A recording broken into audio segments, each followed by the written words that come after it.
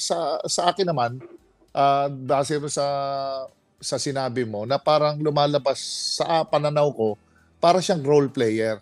Okay, pagdating dito kay Lebron, pagdating dun sa health issue niya na nagkaroon siya ng problema, magkakaroon ng ano 'yan, magkakaroon ng, kailangan niya ng medical clearance 'yan na eventually ibibigay ng doktor 'yan at siyempre bilang sa magulang, kay Lebron hindi niya i-a-allow yung anak niya kung hindi basketball ready 'yan, sigurado.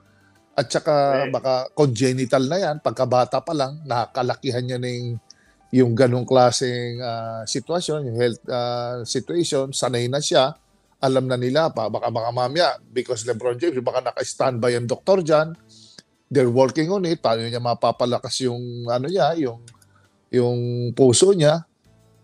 Yun ang yun ang tinitingnan diyan pagdating sa at saka hindi na magkakaroon ng demandahan diyan or what because si LeBron ang maggagarantiya diyan sa anak niya na kung sino makaka-pick ng team na hindi siya liability.